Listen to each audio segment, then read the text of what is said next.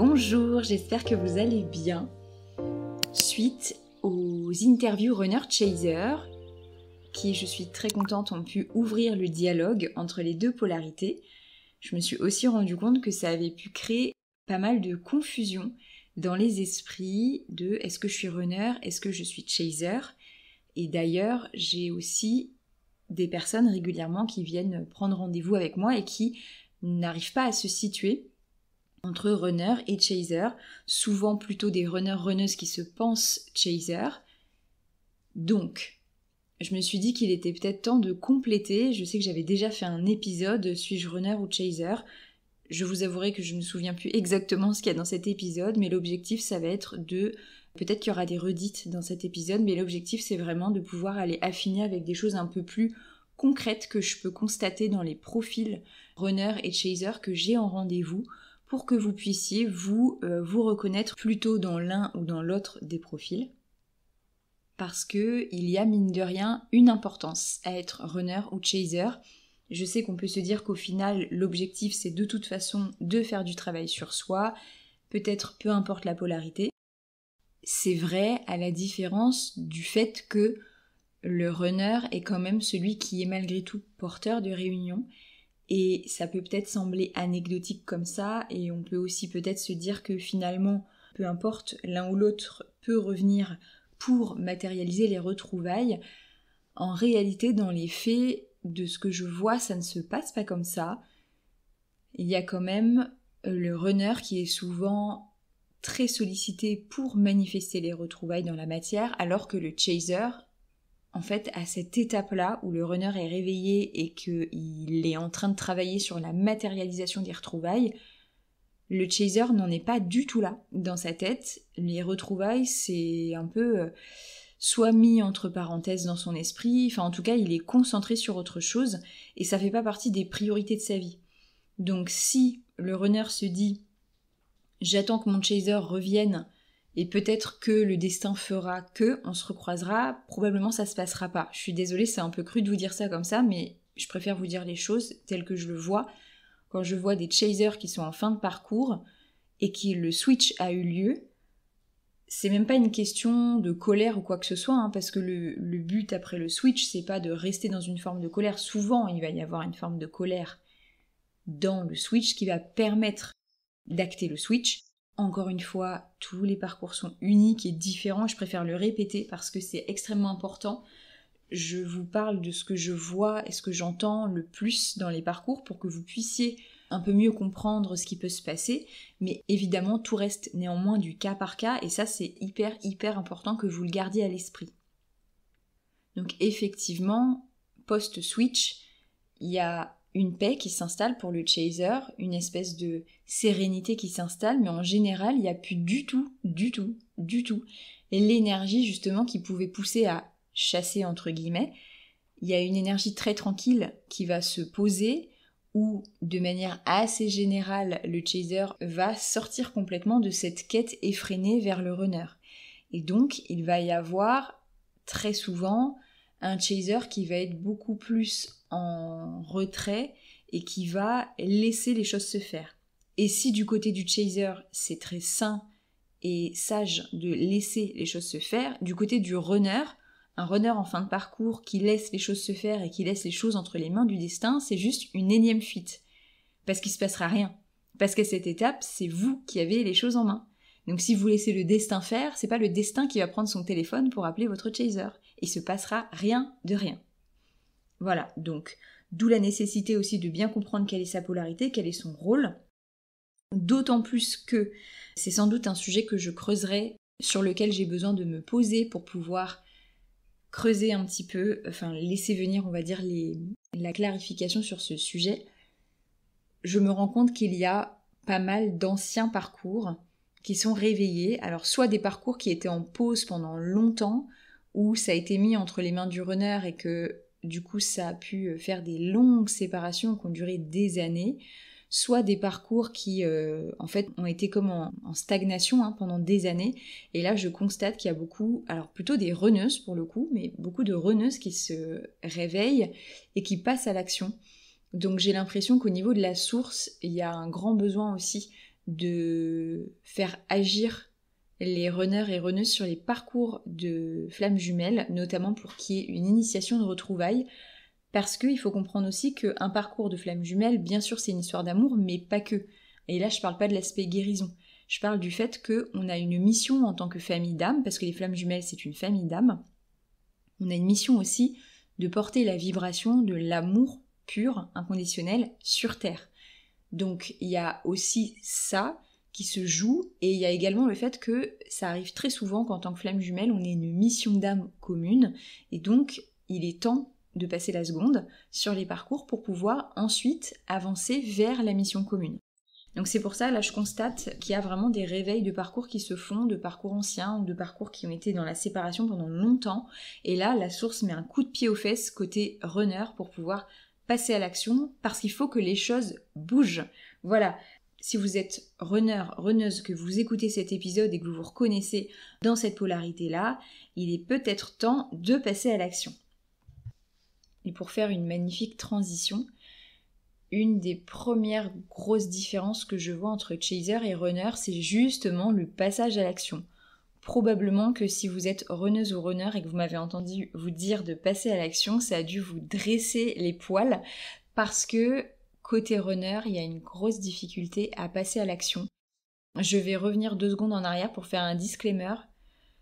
Tout ce que je vais vous dire, grosso modo, ça va être très vrai, surtout dans la période post-éveil du chaser jusqu'au switch.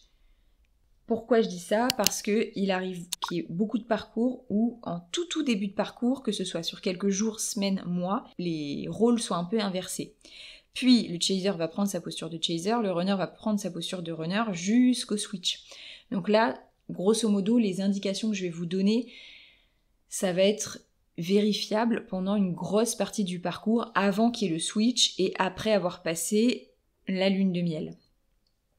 Donc, comme je vous disais, le runner, il a du mal à passer à l'action, surtout quand ça concerne son chaser. Et quand je parle de passer à l'action, je parle par exemple de juste envoyer un message. Ce qui est vrai, c'est que côté chaser, il peut nous arriver dans des périodes où il y a un peu des tensions, d'être stressé quand on envoie un message à notre runner. Donc on peut avoir des pics de stress par moment, mais globalement, un chaser qui a décidé d'envoyer un message à son runner, il va le faire. Parfois même un peu trop vite, parfois il va le faire sur un coup de tête, parfois il va le faire et quand il a envoyé le message, il va se dire « Ah, j'aurais peut-être pas dû dire ça, c'était peut-être pas terrible, etc. » Mais une fois que c'est fait, c'est fait. Un runner qui veut envoyer un message, en général, il va tourner ça dans sa tête un bon moment, il va se convaincre de ne pas le faire un bon nombre de fois, puis au bout d'un moment, il va se dire « Ok, il faut que j'y aille ». Quand il va décider d'écrire le message, il va l'écrire, il va pas l'envoyer, il va l'écrire, le relire, le réécrire, le modifier, le rechanger, le reformuler, hésiter encore 48 fois. Et quand il décide de l'envoyer, si c'est un message qui est assez sincère, authentique, qui montre une certaine vulnérabilité, vous pouvez être sûr qu'il y a une chance sur 2 que même après l'envoi, soit un runner il va supprimer son message, soit il va venir le modifier. Quelque part, c'est l'ego qui essaye de rattraper un petit peu le truc au vol pour essayer de rattraper cet excès d'authenticité où là, le runner, il va se sentir un peu à poil et c'est très très inconfortable pour lui. Je ne dis pas que le fait de se mettre à poil devant l'autre émotionnellement est confortable pour le chaser, c'est pas le cas, mais il va être poussé à le faire. Alors que le runner, il va beaucoup essayer de ne pas arriver jusque-là, il va essayer de trouver toujours une porte de sortie pour pas le faire. Un petit peu dans cette même énergie-là, un chaser, il va être assez jusque-boutiste. C'est-à-dire que vous dites à un chaser, pour être en réunion avec ton runner, tu as cette to-do à faire qui est longue comme le bras, mais si tu t'y mets maintenant, c'est fini dans 2 ans, il y va. La tête dans le guidon, il va tout faire, il va même laisser aucune respiration à cette relation, ce qui n'est pas une bonne chose, parce qu'on a aussi des temps de séparation dans ces parcours pour avoir des reprises de force, des respirations, pour pouvoir aussi chacun se remettre de cette connexion qui est ultra intense et pour pouvoir aussi guérir des choses qu'on ne pourrait pas guérir en présence de l'autre. Mais si on n'écoutait que le chaser, il enchaînerait toutes les guérisons pour pouvoir se retrouver. Quelque part, c'est comme s'il allait faire un sprint pour atteindre la ligne d'arrivée beaucoup plus rapidement. Un runner, à l'inverse, il va avoir un côté beaucoup plus fataliste par rapport à la relation. C'est-à-dire que il va se dire qu'en fait c'est trop compliqué, qu'il y a beaucoup trop d'obstacles, et donc plutôt que de s'essouffler, plutôt que de faire plein de choses et d'être déçu et de ne pas y arriver, autant ne pas y aller. On a vraiment une logique qui est beaucoup plus, effectivement, je baisse les bras, j'y vais pas parce que c'est pas possible. Un chaser, vous lui dites, pour être avec ton runner, il faut monter l'Everest sans équipement, sans entraînement et commencer maintenant pieds nus. Il dit, ok, ça prend combien de temps? J'y vais. Un runner, il va vous regarder avec des yeux ronds comme une soucoupe, il va dire, bah non, j'ai pas envie d'y aller en fait. En fait, il faut comprendre que le runner, il est plutôt dans un mode de préservation. C'est-à-dire que toute la construction du runner vient de la volonté de se préserver. Et c'est ça en fait qui va se traduire dans tous les exemples que je vais vous donner. En réalité, tout est une logique de préservation de soi et de l'autre. Par exemple, une autre différence que j'avais peut-être déjà donnée, c'est que le chaser, il a tendance à se sacrifier pour pouvoir être avec son runner. C'est-à-dire qu'un chaser, il va être ok de sacrifier ses besoins pour être en couple avec l'amour de sa vie. Il va se dire, c'est pas grave, oui ça me convient pas, mais du moment que je suis avec, c'est pas grave. Un runner, c'est l'inverse. Il va vouloir préserver le chaser, il va vouloir se préserver lui, et donc il va préférer que le couple ne se matérialise jamais en matière, du moment que le runner et le chaser peuvent rester en vie. Ça paraît un peu bizarre dit comme ça, mais en réalité ça vient aussi de toutes les vies antérieures, tout le karma traumatique qu'il y a autour des flammes jumelles, où le runner il va porter, mine de rien, en lui, de manière inconsciente souvent, les mémoires de toutes ces vies-là. Donc il va avoir une forme de conscience du fait que il y a un risque, peut-être même mortel, à être ensemble, parce qu'il y a beaucoup de karma, de flammes jumelles où il y a eu des drames liés au fait que les flammes jumelles soient réunies, soient ensemble, soient un couple, qui parfois justement a conduit jusqu'au décès de l'une ou de l'autre des flammes jumelles. Donc le runner, quelque part, il y a un petit peu cette mémoire inconsciente en lui qui lui fait comprendre que il préfère se dire que son chaser est en vie quelque part sur cette planète, même s'il n'est pas en couple avec, plutôt que de se mettre ensemble et de risquer de perdre cette personne. Et ça va nourrir justement les côtés jusque-boutistes du chaser, qui lui est prêt à tout sacrifier, même lui-même, pour être en couple avec le runner, et le côté du runner qui lui est plutôt défaitiste et qui va se dire « Ouh là là, ça pue, il vaut mieux pas y aller, on va se préserver chacun, comme ça, au moins moi je suis sûre que l'amour de ma vie existe toujours sur cette planète, et je préfère rester dans cette réalité-là, plutôt que dans une réalité qui pourrait être douloureuse, souffrante, etc. » Ce qui m'amène à une autre différence, qui est que pendant toute cette période de parcours, comme je vous ai dit, post-lune de miel, pré-switch, pour le chaser, il y a un objectif, c'est matérialiser la relation, la concrétiser en matière, être en couple amoureux, physique, dans la matière avec son runner. Tout ce que le chaser entreprend vis-à-vis de son runner va avoir pour finalité ça. Là où, pour le runner, c'est très différent. En fait, comme le chaser, lui, il est en recherche vraiment de fusion. En fait, le chaser, il va être en recherche de retrouver l'énergie de fusion avec son runner qu'il a touché du bout du doigt. Là où le runner, c'est comme si lui, ce qu'il avait marqué le plus, c'était la période de séparation. Que ce soit dans des vies antérieures, que ce soit si on remonte à l'origine de la création des âmes. Le runner, ce qu'il a marqué, plutôt en termes de mémoire, de ressenti, c'est la séparation et la douleur qu'il y a avec. Alors que le chaser, ce qu'il a marqué, c'est la fusion et l'intensité de la fusion.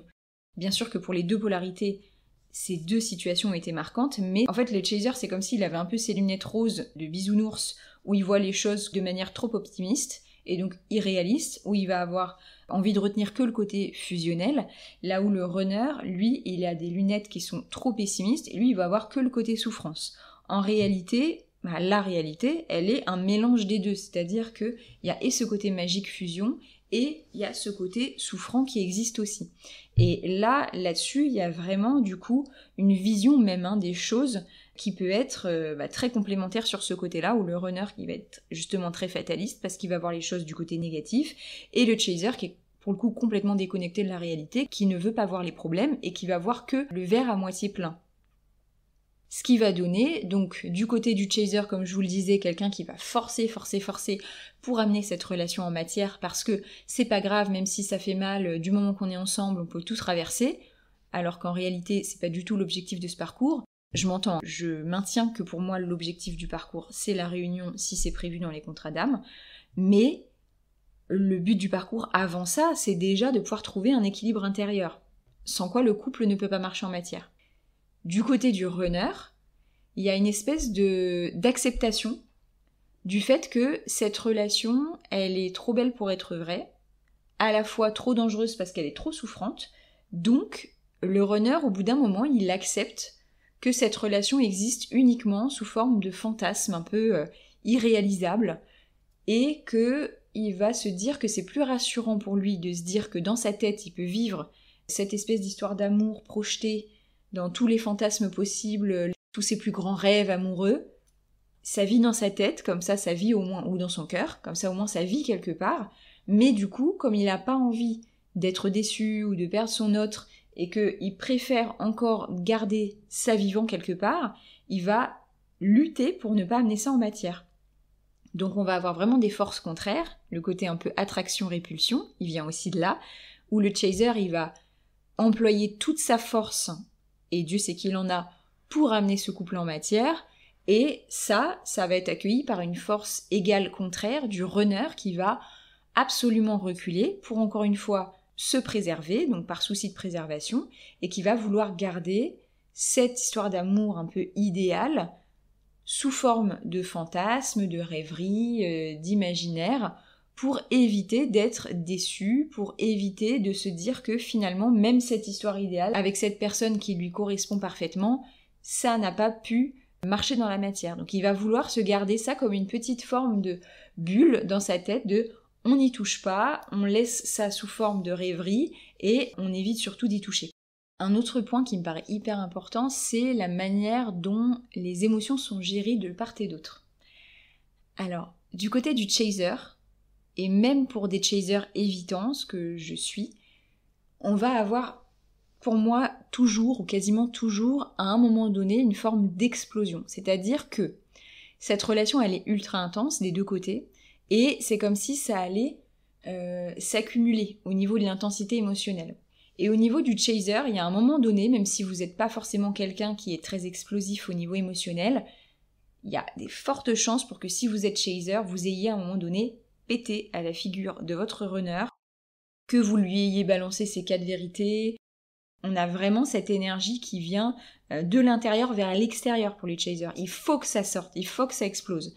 Donc il y a un moment donné où, alors si vous êtes plutôt explosif, etc., ça va être des petites explosions régulières, et si vous êtes plus évitant comme moi, ça va être contenu, ça fait cocotte minute, et à un moment donné, la vapeur, elle fait que le couvercle il pète, et que vous en pouvez plus, et là vous balancez tout à la figure de votre runner.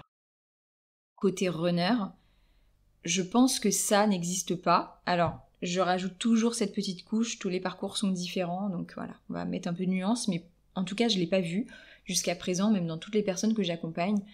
Côté runner, c'est pas vraiment une explosion qui se passe. À mon sens, c'est plutôt une implosion. L'intensité d'émotion, elle est la même que pour le chaser, sauf que tout est gardé à l'intérieur. Il n'y a pas d'explosion, c'est de l'intérieur vers l'intérieur, en fait. Ça reste. C'est-à-dire que ça fait un genre de... Il n'y a rien qui sort. Ce qui est aussi extrêmement frustrant parce que le chaser pense que le runner s'en fout. En réalité, c'est que le runner, il n'est pas dans cette logique émotionnelle-là. Il ne fonctionne pas comme ça. Il ne va pas exploser sur le plan émotionnel. Souvent, il va tout garder pour lui et tout va rester à l'intérieur, verrouillé. C'est très très très difficile pour un runner de pouvoir sortir émotionnellement ce qu'il y a à l'intérieur. Une autre différence que j'ai remarquée, c'est que le chaser, il va être beaucoup dans sa tête à essayer de comprendre son runner. Il y a vraiment une grosse envie du côté du chaser de comprendre le runner, de se dire j'essaie de me mettre dans sa tête, de comprendre ce qui se passe, mais pourquoi cette personne réagit comme ça. Donc il y a vraiment, alors tout évidemment se passe sur le plan du mental, ou presque, et il y a vraiment une envie de comprendre le runner. Donc il va y avoir justement l'écoute de beaucoup de podcasts sur le sujet, de lectures peut-être sur le sujet, il va y avoir vraiment une soif de comprendre ce qui se passe dans cette personne en face qu'on aime tellement. Alors que, ça va peut-être pas plaire au runner, mais du côté du runner, il n'y a pas vraiment cette logique-là, voire même, je dirais, je constate beaucoup que le runner ne se met pas, la plupart du temps, à la place du chaser. Je pense qu'en réalité, c'est dû à une hyper-émotivité, à une hypersensibilité plus du runner. Pour moi, je maintiens les deux polarités sont hypersensibles, mais le runner, étant donné que ça ne sort jamais sur le plan émotionnel et que ça n'explose jamais, en fait, arrive à un moment donné où la coupe est pleine et il a l'impression qu'il ne peut plus rien contenir. Donc, souvent, le runner, il ne va, pendant très longtemps, jamais se mettre à la place de son chaser et imaginer ce que son chaser a pu ressentir. En réalité, il va pas activer sa capacité d'empathie avec son chaser, bien qu'il en soit capable, mais par souci, encore une fois, de préservation sur le plan émotionnel, parce que ce serait trop dur pour lui de se rendre compte qu'il a blessé quelqu'un, il préfère voir l'histoire uniquement à travers son prisme. Ce souci de ne pas blesser quelqu'un, ça va aussi venir du fait que le runner, il a extrêmement peur de ne pas être quelqu'un de bien. Ce que je retrouve moins chez le chaser. Le chaser, il a peur de ne pas être aimé. Bon, de ne pas être aimé surtout par son runner. Le runner, il a peur de ne pas être quelqu'un de bien. C'est vraiment une peur fondamentale. C'est quelque chose qu'on lui a fait comprendre assez jeune, qu'on lui a mis dans la tête, et donc toute sa vie, il essaye de rattraper ça, de montrer que ce n'est pas le cas. Et enfin, une dernière particularité pour le coup que je vais donner du chaser, c'est que le chaser, il a tendance, encore une fois pour toute la partie du parcours que je vous ai mentionné, il a tendance à fuir dans l'autre. Parce que je sais que souvent on dit oui, le runner c'est l'évitant, c'est celui qui fuit. En fait, les deux sont évitants et les deux sont en fuite. Il n'y a pas un qui fuit et un qui ne fuit pas, c'est totalement faux, on fuit juste différemment. Le runner, il fuit la relation, vous l'avez compris maintenant, par souci de préservation. Donc le runner, il va fuir la relation, il va fuir du coup son autre. Il va essayer de faire en sorte de ne pas être dans cette relation à l'autre pour essayer de pouvoir maintenir quelque part ce petit rêve de cette histoire d'amour qui pourrait être incroyable, etc. et tout ce que j'ai développé. Le chaser, lui, il va fuir dans son runner. Parce que il va croire pendant toute cette partie du parcours que tous ses problèmes disparaîtrait si jamais il était en couple avec son runner. Mais il en est persuadé, mordicus. Je peux vous dire que moi, je l'ai déjà dit à des gens, que ce soit en commentaire, en séance, que les soucis ne viennent pas du runner et ils ne seraient pas réglés par la présence du runner. Et je peux vous dire que j'ai des personnes en face qui sont persuadées du contraire. Mais je vous dis, je maintiens, le chaser s'illusionne, mais à 100%, quand il pense que sa vie irait mieux si son runner était dans sa vie. C'est absolument faux. Et du coup, en faisant ça, le chaser, qu'est-ce qu'il fait ? Tout simplement, il se fuit lui-même. Au lieu d'aller voir tous les déclencheurs que le runner est venu activer chez lui et d'aller faire son travail intérieur, qu'est-ce qu'il préfère faire ? Oui, mais mon runner il fait ci, mon runner il fait ça, et c'est lui qui veut pas, et c'est lui qui fait ça. En fait, le problème, c'est pas l'autre en face. L'autre en face, encore une fois, ce n'est qu'un miroir en termes relationnels. Ce n'est qu'un miroir qui est là pour montrer ce qui se passe en toi. Et tant que tu refuses d'aller voir en toi, le miroir va te refléter une image que tu n'aimes pas, que tu n'apprécies pas. Et t'auras beau essayer de dessiner sur le miroir pour changer le reflet, ça ne marchera pas, ou ça ne marchera qu'un temps. Donc, il est important pour le chaser de comprendre que tant que les chasers ils se fuient en l'autre, c'est-à-dire qu'ils sont toujours en train d'obséder sur l'autre, de courir après l'autre, d'essayer de comprendre ce qui se passe dans la tête de l'autre, d'essayer de trouver des moyens d'être en couple avec l'autre, tant que le chaser se raconte que une fois que le runner sera dans sa vie et sera en couple avec lui, tous ses problèmes disparaîtront, le runner il continuera de fuir son chaser. Le runner fuit son chaser parce que le chaser fuit le chaser. On est dans cette réalité-là. Le runner il fuit le chaser parce que le chaser il se fuit lui-même, qui ne veut pas aller faire son travail. À partir du moment où on arrête cette dynamique de courir derrière l'autre et de fuir dans l'autre, l'autre n'a plus de raison de fuir. Bien sûr, il va avoir son propre travail à faire, ses propres peurs, ses propres blocages, mais il n'y aura plus déjà ce carburant qui viendra le pousser par mimétisme à faire, cher chaser, exactement ce que vous faites à vous. Si jamais vous êtes dans la période particulièrement souffrante du parcours ou que vous avez envie de découvrir un petit peu plus cet effet miroir dont je vous parle tout à la fin de l'épisode, je vous laisse checker sur l'écran de fin ou dans la description le lien vers le guide gratuit que j'ai créé pour vous expliquer étape par étape ce qu'est l'exercice du miroir pour pouvoir avancer gratuitement en toute autonomie sur votre parcours. Évidemment, il ne s'agissait pas d'une liste exhaustive de toutes les différences runner-chaser que je vous ai présentées. Peut-être que je serai amenée à creuser encore le sujet par la suite. C'était juste un éclairage pour vous aider suite à toutes les questions qu'il y a pu avoir après les épisodes sur les interviews de runners et de chasers où vous vous êtes aperçus que finalement vous n'êtes pas si différents que ça et que la subtilité est finalement plus fine que ce que vous pensiez, qu'on vous présente peut-être depuis des années. Si jamais il y a parmi nous des runners-runneuses qui se savent pour sûr runners-runneuses et qui ont envie de dire dans les commentaires quel est le déclic qui vous a permis de vous identifier en tant que runner-runneuse, surtout n'hésitez pas à aider vos confrères et vos consoeurs. Je vous remercie infiniment d'être là. Je vous dis à très vite. Et en attendant, moi, je crois en vous.